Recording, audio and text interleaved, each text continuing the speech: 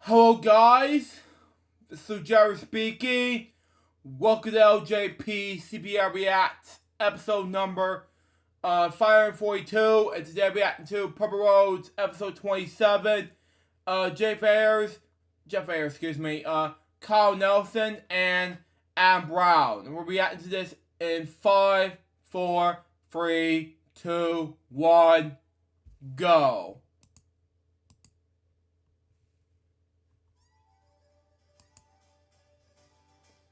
I'm Carey Stinson, and my journey through life has been quite an adventure.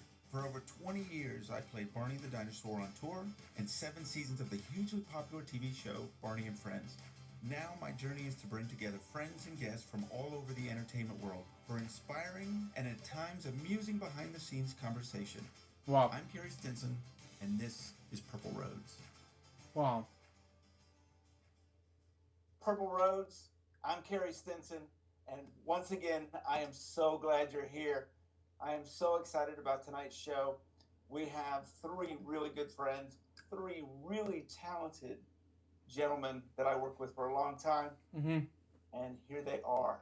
First, my good friend, Jeff Ayers. Hello. There's Jeff. Jeff played Baby Bob for, my God, how many years? 15 years. 15 years. And then we've got our good friend, Kyle Nelson. What's up? Kyle played BJ for how many years? 12 years. 12 years. And then the last one, he joined us near the end. Adam Brown. And Adam Nice. Brown played Riff. Yes. I can't even tell you guys. It feels so good. I finally saw all 3 of you not too long ago, and we decided we had to do this. Yes. I am so glad you guys are here. Yes. I'm Welcome glad to be Purple here. Roads. Thank you. Thanks. Thanks. You know, Adam, Jeff and Kyle both joined me on the other show, and Jeff has actually been on both shows. So we are so glad we finally got you on this show. So this is so special to have Wow. you guys on. We worked together for a long time.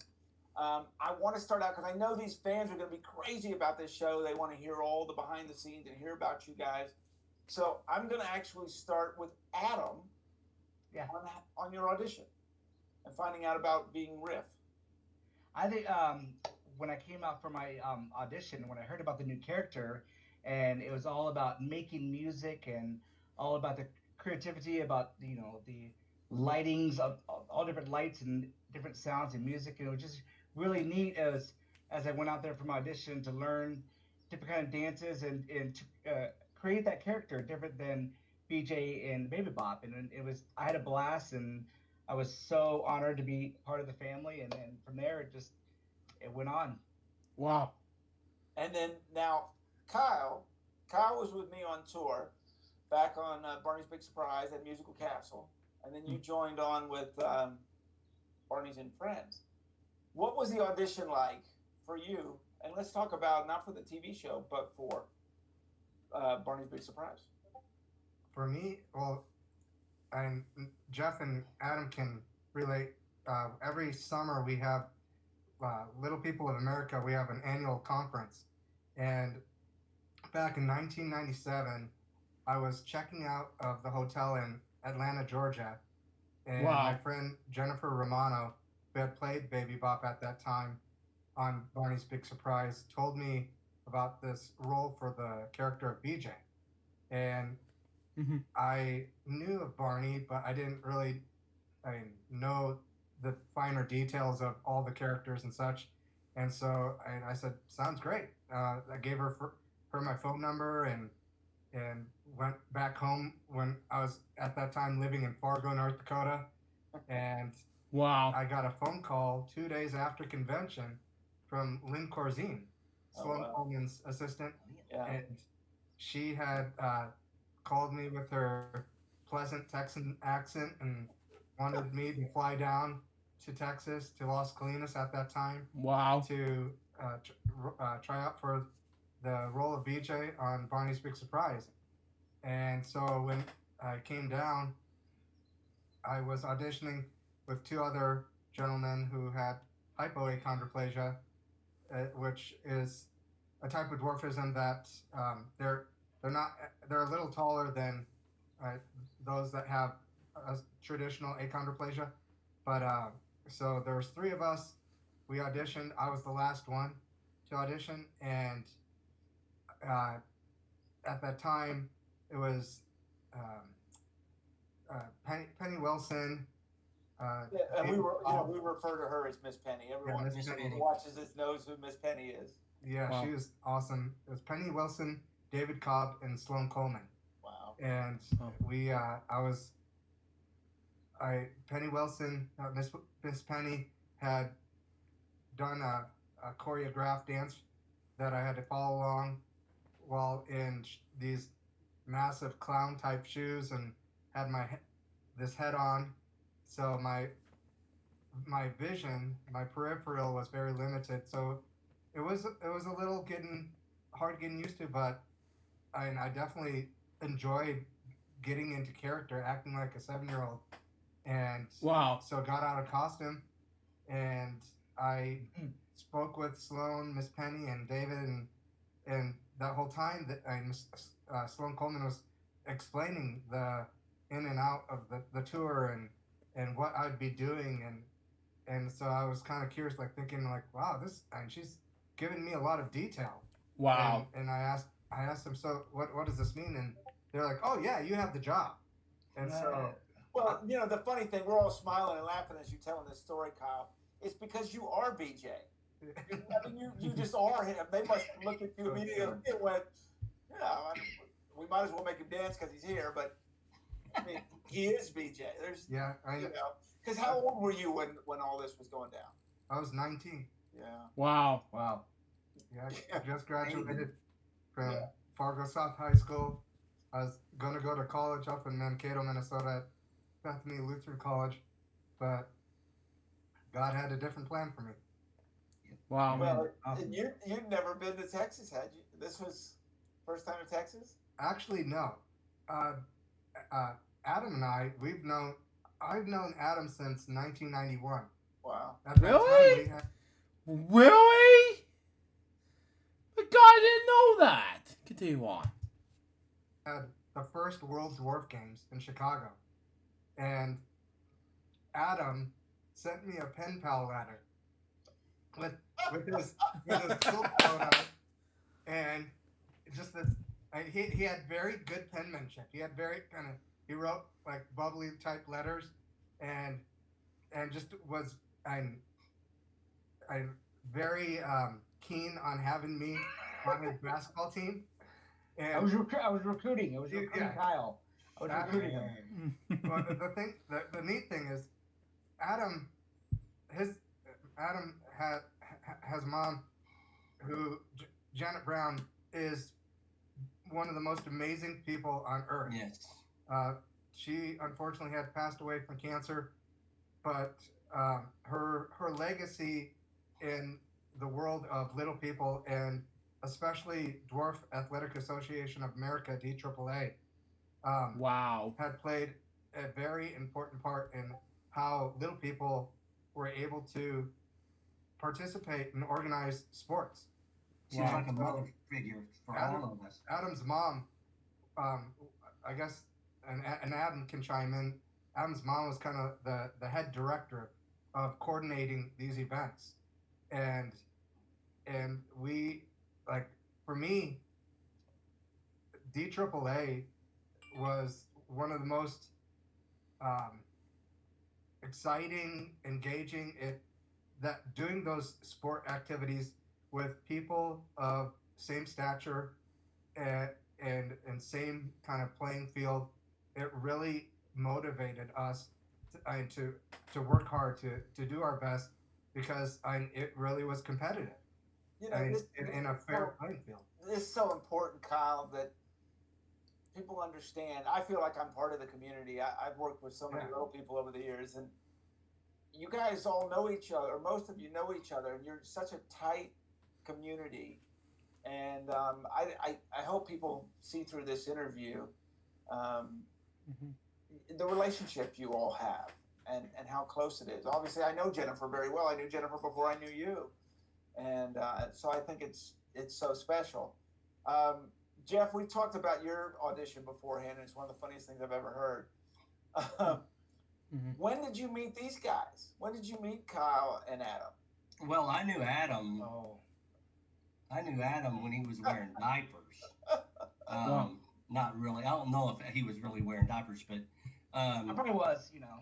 but I knew Adam when he was a little kid. I can't even remember Adam. How Wow. it must have been. It was maybe. Des Moines. Yeah. It was Des Moines, and he had to have been probably 6 or 7.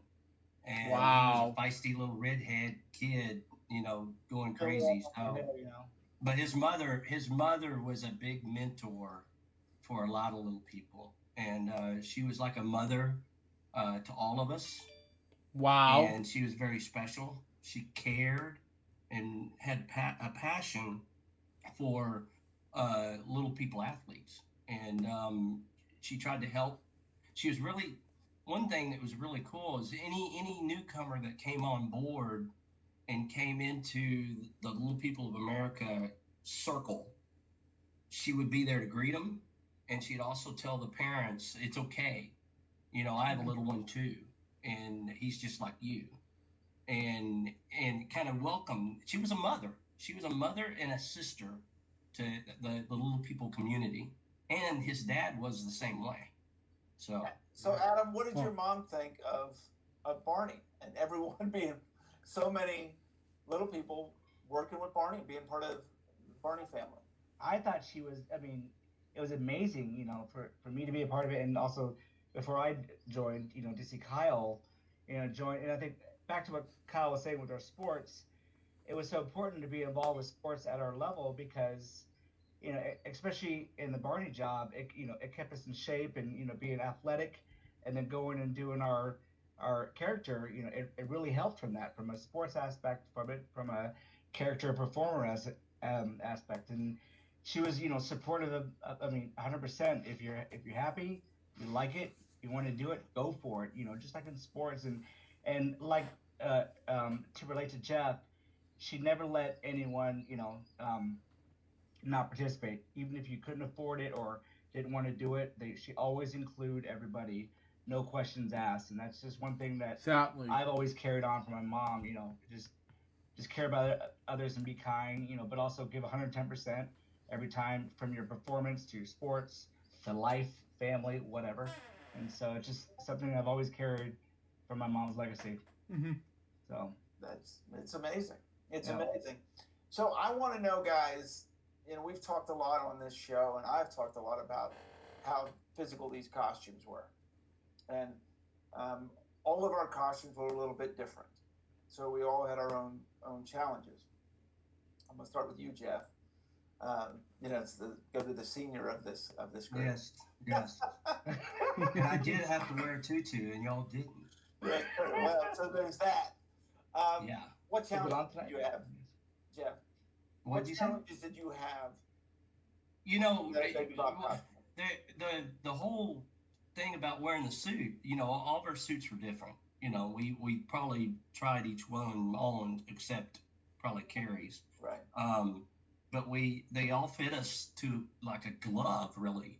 It was like wearing a snowmobile outfit and then wearing clown shoes. Right. And then the performance director would make up dances and songs and stuff, and they kind of knew that we couldn't do certain things because of our big shoes. And then all of a sudden, the people that built the set might have forgot and built a wobbly staircase or something, and then they had to change it after they put us in the suit and made us run the set. Right. Wow. And one of the biggest challenges was our perception, you know, that of you know, I could only see out of the eyes so far, and then I'd look through the mouth and see the floor. Yeah. So if we're ever running stairs, we knew the stairs were there. We knew that they had 5 runs on it. Right. But you still needed to kind of see the stairs, and with the suit that we had, and it being kind of dark inside, you kind of had a shadow, so you'd have to really time the steps. Yeah. And also you might be look down, look up, and go, and you know they're there, but you don't see them, so you really got to pick your feet up You can't drag because in the shoes there might be a little foam rubber toe, and that little foam rubber toe would catch the steps, and you go down.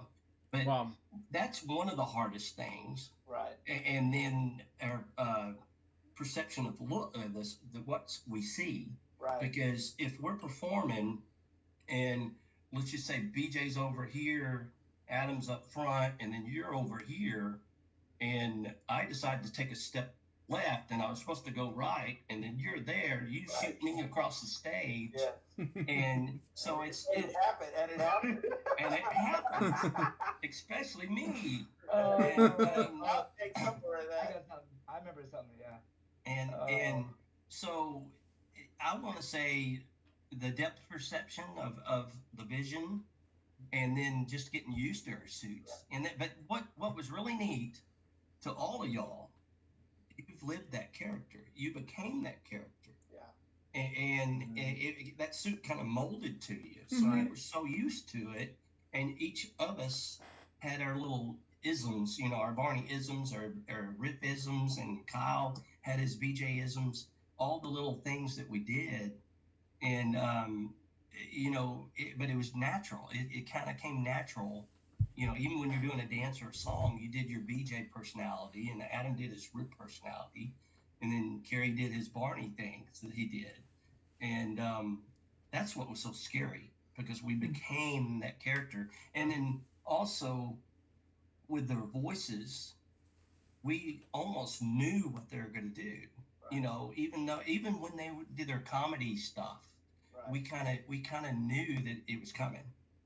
And we got so used to their tick in the ear where we could hear them coming, right, and we would just go with it.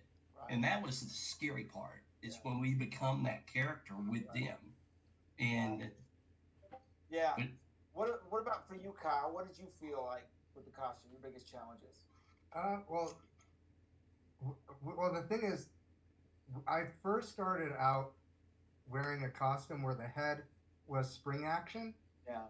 And we did that on the tour. And then when you and I started the TV show, and I apologize, I forget her name, but when Karen Barnes came in. Age catches up to all of us, Kyle. Yeah. I can't remember. But anyway, she worked with the Muppets. Wow, Muppets? Okay, take that comment. Continue on. That I forgot her name, but she really advocated to having the costumes more animatronic in a sense. So after being BJ with the spring action head, Jeff and I both had to use. Did you use the trigger? Hand controls. Yeah. And it was basically like a bike cable, and the bike cable is attached to a hinge that would then, like, you'd pull on the bike cable and it would open and close the mouth. Yeah. And that really presented a challenge, because I acclimated so well to the spring action that to then go to that, it really caused me to have to think of the syllables in a manner that my body language and choreography, like you had to kind of counter time your mouth motion. And I at that time was hard on myself, because I didn't want to. You okay? I didn't want to present anything less than exceptional. And so I'm building on working the cable and doing the choreography. That was most challenging. And then it went from that to servo. And they had a servo. Both Jeff and I had a servo in our tail. And wow. And Mark Wagenhurst at that time, he had to be very on top of the signal, the system that would bounce audio signal off of Patty and Julie and in their booths to get that signal. Sometimes there would be My static, mouth would there would move. be delays, and so our mouths, it'd be like one of those bad English dub type movies, Right. and like it's a foreign movie, but they're trying to pull in English in there, so Right. our mouth would be like Jeff is doing, would be sporadically moving when like just a short few words with pauses in between. So they quickly realized. I'd say it was probably after a period of. It was like 2 or 3 shows. Did they do a couple of shows with it? They did a couple of shows. Yeah, it might have been a series. Was it a series or not? It was Series 700, and I would say it was probably like maybe 10 episodes. But of the 10 episodes, I think I was in about 3 or 4. Yeah, and that was that I agree. That was probably the most frustrating thing, is because sometimes I'd pick up Patty's signal and my mouth would move, and it's like, what? And then dancing too. Yeah. It was going to be easier for us because they were going to save our necks. Right. Because we didn't have to do this so much. Right. And Wow. they were wanting to make it easier on us, but it was a mess. It kind of goes back to that saying, if it's not broke, don't fix it. Yeah. And so they eventually went back to the spring action, and for me personally, I couldn't have been any more happier, just because that one took a lot of weight off. You've been doing it so long. Well, yeah. That made me frustrated though, because that thing it wouldn't work right, and then it made our performance look bad too. So Right. But What about we you, Adam? did it. Yeah, of course. Yeah, we always did it. Yeah. We always did it. Yeah. But I would say that was probably my most challenging experience. But like similar to what Jeff was saying, you acclimate to your environment, and like when you're on set, like you figure out, like for us, with the caboose, like you have 4 steps, and if you make the first step, and like Jeff was saying, you got to lift those toes, and you got to make sure the toes are above the step. the toes are important. If you don't get the toes up, if you don't get the toes up, you're going down, Yeah. Yes, that's true. and then you're buying us lunch. Yeah. Yep. So what about you, Adam? I think when I first started, I learned so much. I got so many heads up from Jeff and Kyle what to expect and everything. And I know my head was a lot different, because at times when my head would light up, I would add probably a couple of extra pounds to my head. And I think learning from Kyle and Jeff, from being on set, from the stairs, and then also making sure, from the weight of the head, keeping on, for all 4 cameras, making sure I'm looking up, not looking down, because the weight, because we're so top heavy. So make sure we're stable and everything. And that, after the first 2 weeks, as my muscles in my neck and my body started getting used to it, it started getting acclimated. But I think I'll never forget, though, when everybody was watching me when I first started, because they wanted me to see my first fall, to see how I was, how I was going to expect. I'm like, is he going to fall? Right. No, We knew you were going to join the club sooner or later. Right, exactly. Like, Right. And because Kyle, because I always had a bet, I'm like, Jeff and Kyle, like, Adam's going to be the one. Adam's going to be the one. But I'll never forget, though, Carey, Jeff and Kyle always said, when we're doing a dancing number and running with our short legs and picking up our toes, they always told me, Adam, do not stop. Keep on going. Yeah. Keep on going. Otherwise, Carey's going to run you over. Carey's going to plow Carey's you going over. to run you over. Do not stop. And so I just kept on running. I'm going to fall BJ. I'm going to fall Babe Up. I'm just going to go. So, but no, I just, after I got acclimated in the lights and everything and stuff, and learning so much from these amazing, and, you too, Carey, it just really, I started after a couple of weeks feeling Riff, as part of me. Well, and also, You were Riff. You started Riff. It's funny you say that. Well, with the running, it's because we don't have air brakes in these suits. no. Right? I mean, they've got weight. You get those things moving. Yep. You don't stop on a dime. No. So Yeah. keep going. You just keep going. Yeah. All right, guys. I'm going to ask you each. I'm going to ask you each about your voice, but I want you to describe them with one word. One word. All right, Jeff. Give me a second. Give me a second. Oh. Julie Johnson. One word. Energy. Now explain it. When we started, right when we came on, she was a ball of fire. When lights would come on and when we'd start, camera action, she was babe up to a T. 90 miles an hour or 100 miles an hour, not slowing down, and energy 24/7.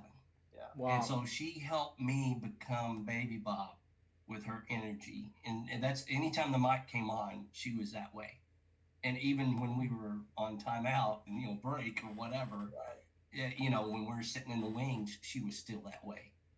And, but also a beautiful lady, and I loved her to death. I'm so I'm so happy to be, able to work with her. Yeah. And it's, we became one, Right. just like you and your voice and Kyle and his voice and Adam and his voice. Yeah. But and she kept us, I guess, not insane, but, kept us calm and cool when the hard times are going on. She always, she's a friend. Right. And also a very talented lady. Wow. And I want to say a ball of fire, Yes. All right, Kyle. One word. Petty words. Okay, now before I answer that, Jocelyn Stevenson. That's who it was. Jocelyn. Yeah, Jocelyn Stevenson was the producer that we had that worked with the Muppets. She will appreciate that. You got that. Wow. All right, so Patty words, I would say comedic, because I know she came from a theater background. Right. Wow. I know, like, she worked with Julie in Nonsense, but I think it was always in her nature to help us be to help us to not take things so serious. Yeah. Especially at times when we were just exhausted. She was there to pump us up, and she was mostly doing so in a comedic manner. Right. That she would feed off of Dean and Julie and Michaela at the time, and it was a blast. Yeah. I fed off her energy. Oh, there's no question about it, but we all fed off their energy, I'll tell you. Adam, tell me about one word with Michaela. Sparky. All right. Sparky. Totally Sparky. Oh my God. She was a spitball of fire. I'm like, when I saw her, I'm like, okay. And then when I got to meet her, and then when she started doing my voice, I'm like, holy cow. It's like just Sparky on, different things, and just how we kind of caught on real fast, and just, different things, and, work together. But she really was always, spitball of fire, most Wow. every time on set and with everything and stuff. So, but oh yeah, it was fun. Always fun. Yes. Always fun. And I'll tell you right now, my word would be passion for Dean Went. He loved what he did. He just never dang stopped. He was so committed to it, and so committed to doing the best with me, and I always loved him for it. One thing, Carey. One thing about all of us, we had passion, and we had a goal that we are all trying to get to, and is that making our product the best out there. And every single one of y'all busted your tail and did that. So Yeah. And don't you think, Jeff, that's really because we all knew what we were doing. And what I mean by that is we knew the crowd, we knew the audience, we knew how much the kids loved it, how much the parents loved it for their kids. We weren't going out there just to make a paycheck. We were doing something really important, and you can't show up on set and be tired or be sad or be mad. You got to go out there and give it 100%, or we wouldn't be able to do it. Right. Yep. It was time to play game. Play game on. Yeah. And these two guys will agree with me. We would see you walking around the studio, but as soon as you put that tube on, boom, there's Baby Bob. I mean, Wow. I never seen anything like it. I can just turn right into that. It's the damnedest thing I've ever seen. Wow. You know? I'll go get it if you want me to. Hold on. It's in that Well, closet. It's in that closet. Wow. But it is. But wait a minute. I think I left it at Kyle's house the other day. So Wow. Yes, if people don't know here, we love each other a lot and know each other really well. Kyle, tell me your funniest story about Jeff Ayers. Oh, well. easy. I know. So one Easy. thing I think the audience should know is that amidst all the fun that we had together, we always made a point of it in some form or manner to do kind of practical jokes. And Jeff, I forget exactly how it started, but one day, going back into the dressing room, Jeff felt inclined to take my clothes or take my underwear or something of that sort and hide it. No. Yes. No. Yeah. No. Let me tell you the story. The way the story goes is I called you, and you had a call time of like 10 o'clock or 11 o'clock. You know, we were already on the set, and we already had, I think, done a couple of takes of our shot or our scene. And I said, well, what time is Kyle's call time? And they said, well, his call time's like at 10 or 11 or maybe 12. And I said, well, watch this. And I picked up the phone and called you and woke you up and said, where are you? You're supposed to be here. No, I'm not. I got a call time at 11. You sure? And and then you jumped out of bed and all panicky. And I said, oh, just kidding. And I hung up. And then I'll let Kyle tell the story, but I want to tell the end of it. Go ahead, Kyle. So in turn from what Jeff did to me, I felt inclined to do something similar to what was done upon me when I was on the stage show tour. Yes, And we've tried many times on that stage tour. Yes, I was lost a couple times. I was the greenie on that stage show tour, and people enjoyed taking advantage of how naive I was. But you never stopped trying. No, and I would jump right in it. So I one day when I wasn't called to be on set, and Jeff was already on set. I went in with the help of my sister-in-law.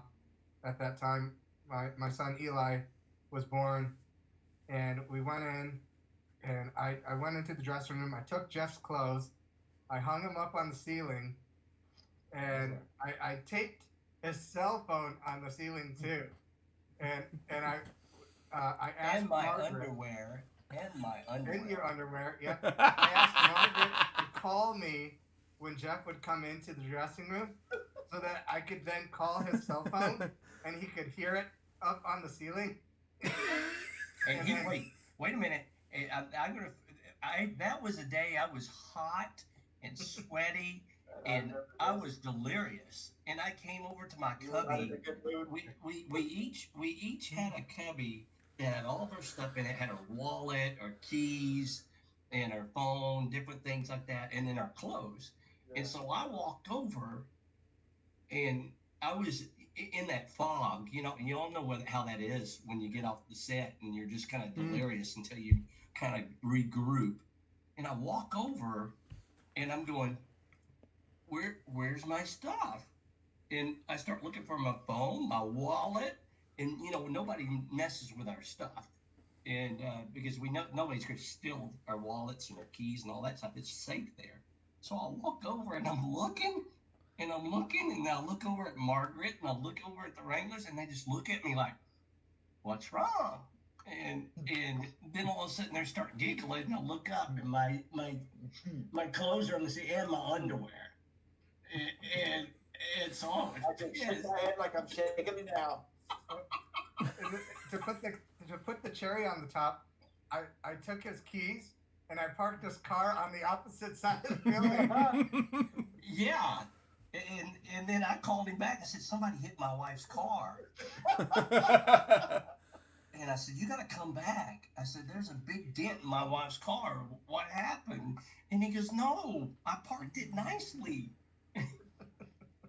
No, but we were gagging and punking on each other all year long. So, Yes, you know what you used to do to me? nothing. When I'd be driving down the highway, Ooh. I'm driving down the tollway going to work, and there's Jeff Ayers, and I look over, and he sticks his foot in his mouth, driving with one hand. You just don't see that every day. I nearly wrecked the car. But it was up through the window like this, and I'm driving. Yes, driving with your foot up there. He almost wrecks. I almost wrecked the car. But we love each other. Oh, we do. Adam, tell me what about Kyle? Come on, Adam. Oh boy. Oh yes, I think when we first started, I think these guys would always tease me because I was the rookie. I was the new one. I think one thing that that would always they would always grab my tail and pull me behind. We sit there on set, and all of a sudden I'm like, They do the countdown. They do the countdown, and we do the grab his countdown, tail. and then do that as well. Pretty much. We were telling him, go now, Go now. It's just time to go. Tell him go. Go.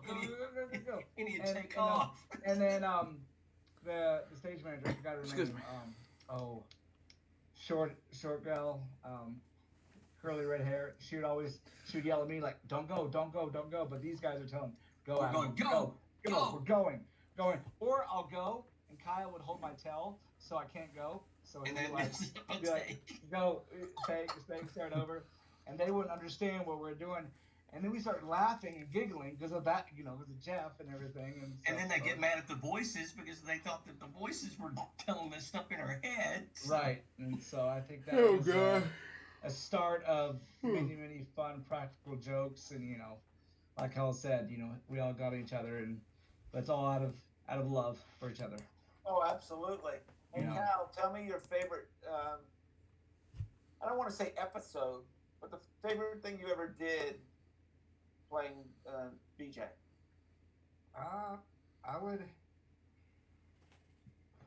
say anytime I could pretend like I was playing an instrument, whether it be a guitar or the drums. I could say like one video in particular when we did the Firehouse video. Yeah, the video we almost all died in. I'm sorry.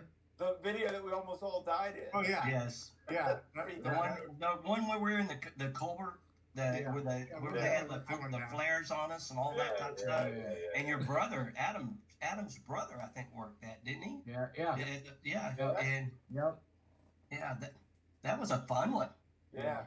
But I'm sorry, Kyle. So what were you playing? What instrument? So Joe Phillips put together this really catchy song about stop, drop, and roll. Yeah. And oh yes. So I got a jam out on a guitar to that. And anytime we'd be able to do the Dino dance, that was always fun. Yeah. In all honesty, the opportunities we've had to perform at the Macy's Day Parade, I would say, we're probably the ones that would stand out the most because, one, Miss Penny, you want to provide or put on the best product and performance possible because everyone is watching, and to have that one opportunity to perform live on NBC, and it was really exciting, and you have one opportunity, you have one chance to make that right, and unfortunately for me and all of us, and when we would do it, and we would perform and do all the choreography, and in that minute and a half or 2 minutes, whatever it was, and it just really got your heart pumping because you can't mess that up. No. What was so funny is we wait at 5 o'clock in the morning. Yeah. On that float before it got started, and then we go live at 9:30, 10 o'clock or something like that. and then it went so fast. I Wow. mean, it was quick. Well, the performance was quick. Going down the street wasn't quick. No, I know that. That took 3 hours. You know, it's interesting you're saying that, guys. For me, it was actually the night before. Wow. The rehearsal on the street. The dry run, yes. Yeah, the rehearsal on the street in front of Macy's. There was just so much energy. You know, it's the night before Thanksgiving, and there's just so much energy in New York. And I think for people to go, oh my gosh, there's Barney Baby Bop and BJ, you know, out on the street in New York was such a cool experience. And it was just such the energy. Didn't they blow up the balloons then? Didn't they blow the balloons up at night? Yeah. They blew the balloons up at night too. Yeah. After we rehearsed, we'd go over and watch the balloons being blown up. I never saw that. I was never part of that. I heard about that. Yeah, I heard how cool it was, but I never saw it. So yeah, so Adam, what was your favorite thing that you did? It was terrible, you know, blowing the balloon up, and it was 97, you know, just pop the balloon, things like that. It was sad, you know. Continue on. Roll a riff. I think when I heard the original song, there's music everywhere, you know, with the, you know, kind of like with Kyle with the instruments and learning all different ones, and then with the different tunes of the head lighting up and everything, all the different colors, and then just learning all different stuff. I think that was it really started to establish my character, you know, that song right there. And then as I went on and, you know, learned different things of how to create music and everything to collaborate with Baby Bop and Barney and BJ. So I think that Music Everywhere, the song really was one of my highlights as a start of riff. Well, you know, it's interesting about that because, you know, we've been around forever. The characters, and here you came in after these three dinosaurs were so established. What was that like for you? And not only for the character, but also for the fact that, you know, you were joining the set and all the, you know, we were kind of old pros at that time. I think one thing I've learned right away, and one thing I was learning from the directors and then from you as well, is to be different than BJ. You know, be a whole different character. Yeah, we're both. I know Baby Bop is a total different character, but just being being unique and being totally different. Some of your boys, but also being not the same. Personality. BJ, yeah, personality. Thank you. That and just being all three different types and personality and stuff. So we have a lot of people that watch this show. That want to get in the business or are in the business. Character actors, puppeteers. So I want to ask this to all three of you, but I'm going to start with Jeff. What advice would you give to someone that wants to get into this? You know, you were doing mascots back in school before you joined Barney and Friends. What advice would you give someone that wants to be an actor or performer? Just a lot of hard work, a lot of practice. And one of the main things is don't give up, because it takes you a while to get that yes. I'm going to kind of go off the rail a little bit. I used to be a mascot in high school and then a mascot in college. And I taught mascots all over the place for NCA, National Cheerleaders Association, all that type of stuff. Wow. And I reached in trying to go professional. I had a connection with the San Diego Chicken. He hooked me up with the Chicago Bulls. and that gig fell through. And about that time, I went to the Cowboys and had a meeting with Stephen Jones. Wow. And I also talked to the Carters. And my cheerleading sponsor hooked me up with the Carters. The Carters with the Mavericks, right? The Mavericks. Mr. Carter and Miss Carter. She worked at a bank over in Coppell or something like that, or had connections. I don't know exactly. It's been a long time, so I can't remember the whole story. But I went over there and dropped off my reel or my game plan. Right. And they didn't want to do a mascot just yet. And then I met with Stephen Jones, and he said, "You know what, Jeff?" He goes, "You're very talented. Something will fall in your lap." And about that time, that's when Barney fell in my lap. You know, I went and auditioned for Barney and all that type of stuff. And then the story goes is I end up doing Charlotte Jones' son's birthday party Wow. as Elmo. They called me up and Wow, Elmo? Really? Continue on. wanted me to be Baby Bop, and I told them, I said, I can't do that. I said, I can play any character you want me to play, but I can't play any of the Barney characters. Yeah. And they asked me, well, what about Elmo? And I said, sure. And he's the gentleman that was the quarterback for Highland Park that just went to Arkansas. That was it was him that I did Elmo for. And through that connection, Charlotte called me back and said, you wanted to know if, you know, I do those things. And I said, yeah. Well, I ran into, I did a gig off to the side for Fox Sports Southwest, and I dressed up as a strong man in like a Speedo outfit, like a muscle man outfit. Of course you did. And I lifted up one of these big beams, and what they did is they had a blue screen and a forklift that was pulling this. It looked like a huge TV screen, and they had Fox Sports Southwest on it. Wow. And it looked like I was lifting it. Well, I became friends with Rowdy, Clutch, Houston Comet, or whatever his name is, the Houston Rockets mascot, and also Mavs Man. And we are all sitting in a Winnebago. That was our green room, I guess.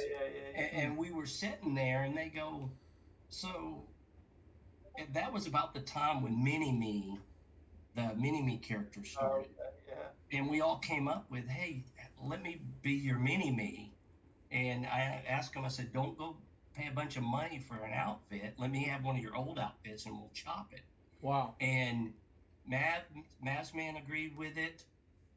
Rowdy agreed with it. And Clutch agreed with it, but I couldn't afford to go down there on my dime. And what's his name? An LPA guy. Stephen Wild. Stephen Wild. They called him and asked him to do it. But the thing is I was still doing Barney. I mean, it was very early stages, and I said I can't have it to interfere with the Barney stuff. Sure. And so I kind of did it part time, but then Which my childhood. You know, Barney was much better than that situation because it wasn't a full time gig. So. Right. What about you, Adam? What could you give? What words of encouragement would you give someone looking to get into this business? I think you want to have passion. You want to, it's like in your blood, to go out and do what you, and for your audition and enjoy what you want to do for your character or role, especially with, TV or Broadway or whatever. And that's one thing I've always learned, love what you do and that kind of thing. And that's what I've learned over the years through Barney and through other jobs I've done. I've always, since I was 18 years old to now, it's in my blood that I've always loved what I do to be a performer. And I just, I tell people, just, be yourself, be you, don't be anyone else. Go out there and give 110% and just do the best you can. Show your personality and your love, smile, and have fun. That's the main thing. That's all you can do. Yeah. And so. What about you? Our audience. Well, one thing I want to point out, our audience needs to know is Adam performed on Radio City Music Christmas Spectacular. Yeah. Yes. And so, kind of the tie-in with our past episodes that you've had. Adam is quite familiar with Radio City, and kind of a neat story to my relationship with Adam is when we attended the '97 Atlanta LPA convention. That's right. We both were auditioning for Radio City at that time. They had a group of representatives for Radio City there, and so that was kind of a starting point for me. So I was very very new to the idea that I could get into the entertainment business because I'm a little person, Yeah. and that there's an outlet out there in the entertainment business for little people, um, and for me it was very new, and so I auditioned for that as well as for Barney, and I at that time I remember one of our friends, Emily. I forget her name at that time, but she Boy, we're forgetting names left and right Yeah. tonight, boy. We're getting I old. think, I think that's when I told you, Kyle. I think when we auditioned for Radio City in '97, and then when you heard about Barney, that's when I told you. I go, hey, bud, go with with whatever you've Where got going. what city was that in when y'all were auditioning? Atlanta. Atlanta. Yeah, because Atlanta, I 97. went with Sloan. Yes. Sloan and I went and auditioned people. Yeah, and And yep. that's when we were auditioning people. I think I was with Jen. I think Jen was there, Hmm. and they already had one run. They already had a couple of was Pat O'Connell and Pam and who was one they one's already on the road doing it, Yep. and then they needed more people. Right. And Yeah. Lee was one of the. Lee Did was he work already with there. Lee was Okay. already there. Pat O'Connell was already on the tour, Yeah. and Okay. I had replaced Mike Hagan you? Okay. on the Because I got a first call year. I got a call from Lynn because I knew Lee personally Yeah. because he went to my junior college and did my Wow. Cardinal mascot gig after I left, and then after he finished that, I recommended him to go try out for Baby Bob, and the rest is history.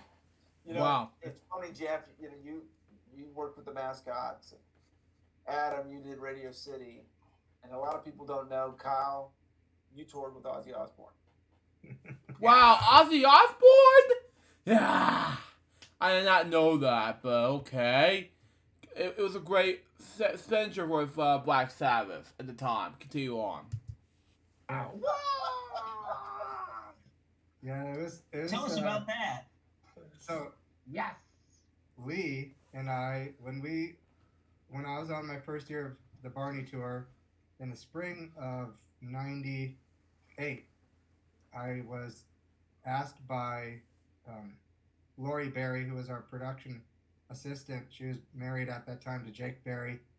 She explained to Lee and I that there was this tour for Ozzy Osbourne, and Sharon Osbourne at that time was wanting little people, and of course, me being this young 19-year-old, Yeah.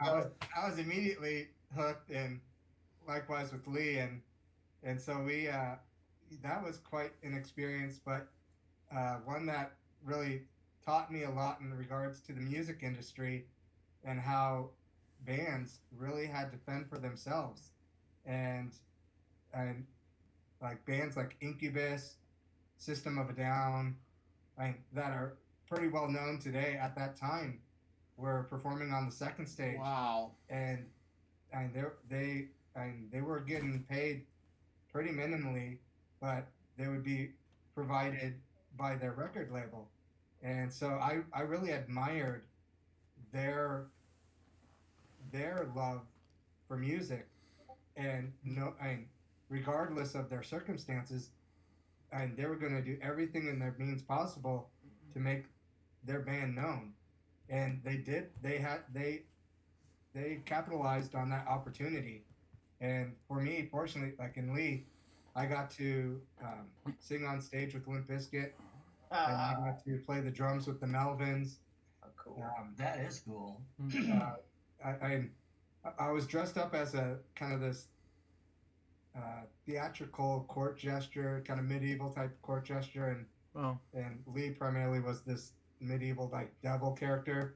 And our first experience, we flew to Milton Keynes, England, and there was about 75,000 people out there, and it was a 2-day festival for Ozfest there, and my job at that time was very short-lived, but Wow. You took away everything from them. Probably you got all the attention. So Well, we were supposed to go out on stage, and Ozzy Osbourne had this squirt gun that was basically like a power washer, and so he would squirt the audience, and then he'd drop the squirt gun, and Lee or I would have to go back out and then pick it up, put on a stand, and then we'd make sure that his tea and his water and everything was right, and then we kind of prance off.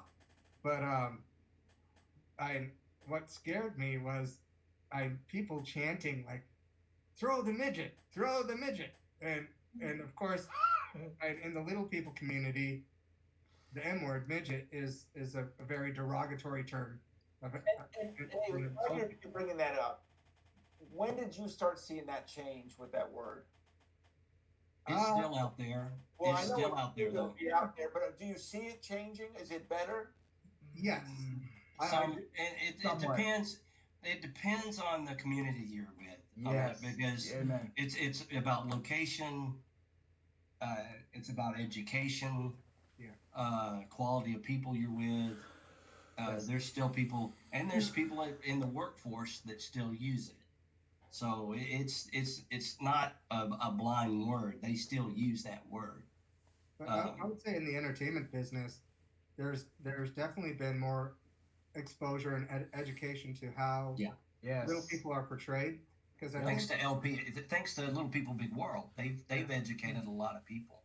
Yep. But I think for the longest time before, little people were offered opportunities to play roles that were more like Fantasy based. And I think that the likes of Peter Dinklage and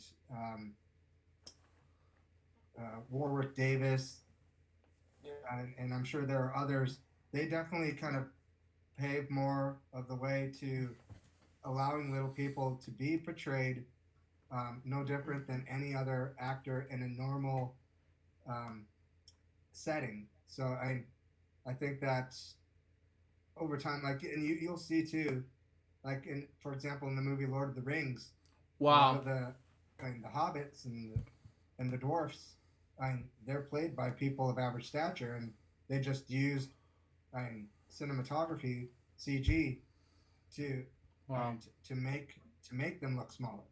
And I think that the entertainment business, they were listening to a lot of people that were wanting to be respected in different environments, different work environments, and I certainly respect and identify and understand to those people's perspectives, but I think in a lot of ways too, when you're in the entertainment business,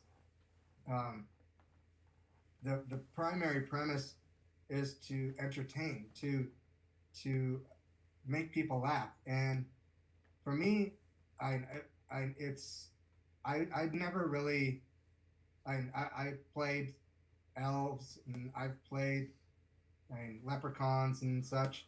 Wow. I looked at it primarily as entertainment and an opportunity to earn decent money. And but when you were doing that, Kyle, don't you think though when you were doing, I mean, you were still doing that. You can still do that out of respect and love, right? Yeah. Because you're playing that doesn't mean you should be treated any differently. No. I think there is definitely a fine line to how when you're in an environment where people, if they're being belligerent or being abusive, verbally, I think that is definitely out of line, and it's experiences like that where for me, I try and take opportunity to educate people. Mm-hmm. I know that for me, I worked at Lowe's Home Improvement Store for about 10 years, and that to me was like a good kind of focus on how people perceive or look at little people, especially children. I fully expect, and I'm sure Jeff and Adam can relate to this, children are so innocent to the things in which they say based upon what they see for the first time. Yeah. And Wow.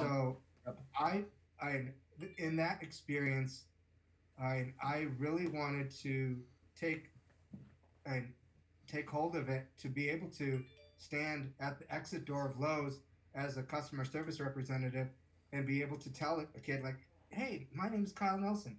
I'm a little person. This is how I was born." And Wow.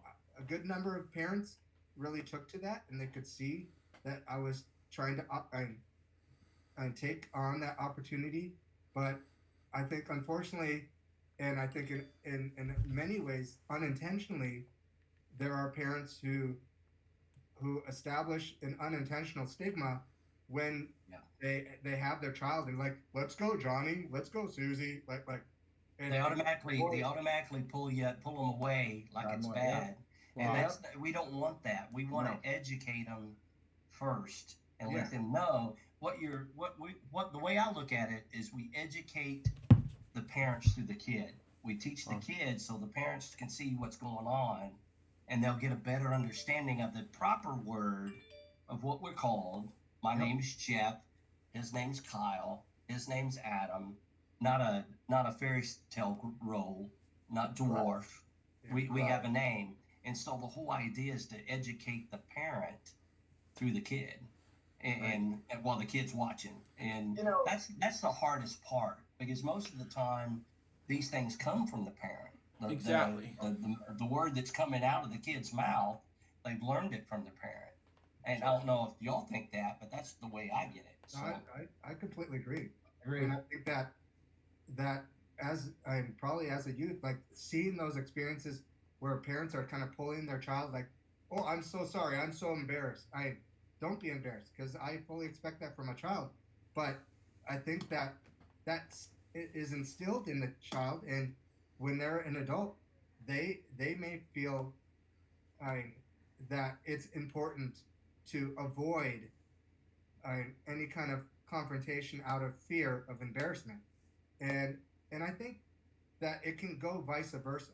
I think as little people, we have in our conventions every summer, and I've come across little people who may have never been around other little people, and the convention is their first experience. it's a scary situation. Yeah, Yes. Shell shock. and it's kind of just right in front of them, and they're seeing other little people. They're like, and I had that initial experience, my first time attending a conference and seeing like, do I really walk that way? Yeah. Or do I look like that? I Do I don't look like that.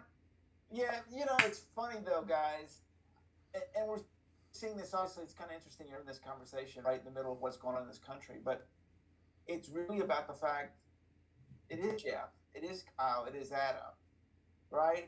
It's one of the things I loved about being on Barney. We talk about it, and you guys never said, "Hey, can you slow down because I'm a little person?" Or there was no excuses. No one treated anyone different. Exactly. Mm-hmm. It's a shame that we don't understand that point. You're missing out if you don't go meet Jeff Ayers for Jeff Ayers. Yeah, and that's what some people. The one of the things that people will ask me that's never met me. They go, "Well, what do you want to be called?" And I'm going, "Jeff. Yes. My name's Jeff." Hello. Oh, really? Hello, And, Jeff. especially in what's so funny is when I go on auditions or for an interview, these guys probably have had the same situation. Mm-hmm. You get shell shocked. The people have different things that they say, and it's like, okay, and it's an educational thing. That Or what is the proper term? Or what is the proper term? What do we call you? And my name's Jeff. Or Kyle or Adam, but it's still out there, and and there's still a lot of hate, not towards us, but there's still a lot of people that have a chip on their shoulder, and they treat us bad too. I don't know, chip on the shoulder. They just don't realize what they're missing. Yeah. For whatever reason, instead of getting to know the person. They're missing out. I got to end today's show with a funny note, which is that my father used to go in the grocery store, and he would go in and he'd turn down an aisle and Explain. I used to shop where your dad shopped. So we'd shop in the same store, and Jeff would climb the damn shelves, and he'd be up at the top trying to get coffee or something. My dad come running down the aisle. Jeff Ayers, get that. I'm independent. I can do it, you know. But he would come in and he goes, all you have to do is let me know. Jeez. No damn question. I loved your dad. Your dad rocked, man. They need to have an Olympic event for little people At grocery stores or something like that. to show people how. Where we're holding each other up and doing cheerleader stunts, getting pickles. Jeff on Cal's shoulders and then tossing the basket. And you know, and that's one thing about us. You know, it's kind of off the rail a little bit, that we kind of figure out what stores to shop at. You know, because there's different things. Like at Walmart, you can find things at certain levels, and then over at Kroger, there might be something else. And but sometimes that doesn't stop us. And you know, if there's nobody around to help, we're all of us have been brought up independently to do it ourselves. That's one thing I think my parents are gone, but one of the things my dad taught me is to get a chair. And my parents wasn't small. They were average size. Everybody in my family was average size. And they taught us to basically, you're going to have to do it yourself and to get it yourself. And both of these guys right here were brought up the same way. And I think that's why our head's on straight, you know, if you want to say that. That we're a little bit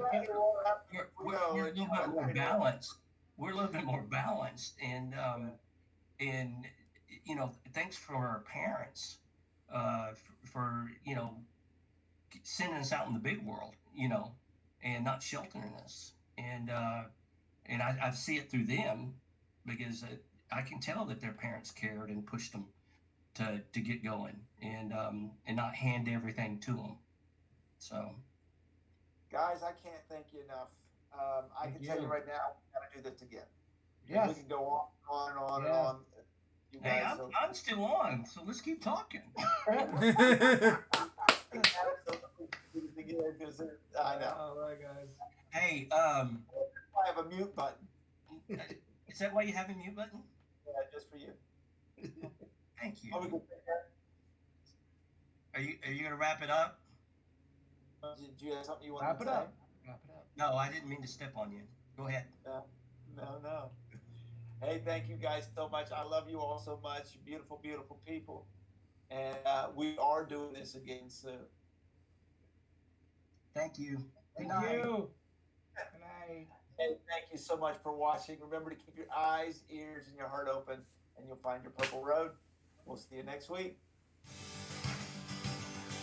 So that was Purple Roads, episode 27. Jeff Ayers was Baby Bob, Carl Nelson was BJ, and Adam Brown was Riff, and was originally BJ. What do I think about this episode? It was amazing. So far, this is hilarious, and it was awesome, and overall, it was amazing time to make this episode, to react to this. Anyways, guys, that will episode for That will episode for LJ React, episode number 542. Hope you enjoy it.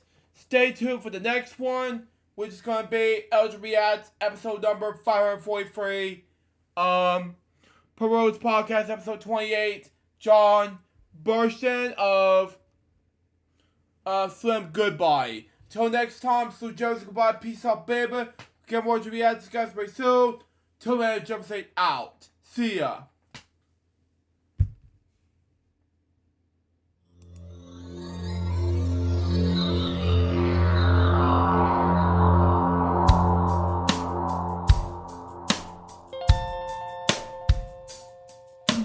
Given unto me this life I'll never take for granted, and given all the time I failed to really understand it, I never sought to meet the maker of reality, the one who gave the light. try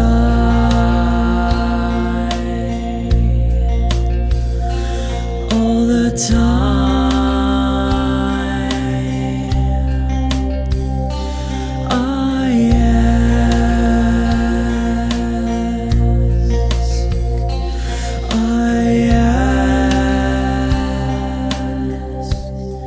Why me?